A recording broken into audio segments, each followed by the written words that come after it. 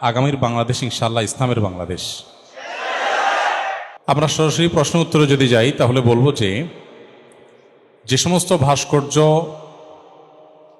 কোনো একটা প্রাণীর পরিপূর্ণ আকৃতি প্রকাশ করে, চোখ, নাক, মুখ, কান, সেগুলো বাসাবাড়িতে রাখা, সেগুলো দোকানে রেখে শোপিস হিসাবে বিক্রি করা, ব্যবসা করা, এটা হারাম হওয়ার ব্যাপারে পৃথিবীতে কোনো আলেমের দ্বিমত নেই।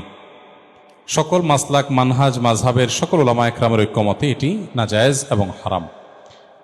যার কারণে আপনার বাবার কর্তব্য হবে তার ব্যবসায় এই আইটেমটা যেন না রাখেন। তার জন্য তাকে আপনি বুঝান, আল্লাহর ভয় তাকে দেন, অন্যদেরকে দিয়ে আপনি বোঝান এবং তার জন্য দোয়া করেন। তবে এখানে মনে রাখতে হবে যে একটা দোকানে অনেক আইটেম আছে, তার ভিতরে এটা একটা আইটেম। এর মানে এই না যে দোকানের সমস্ত উপার্জন হারাম হয়ে গেল।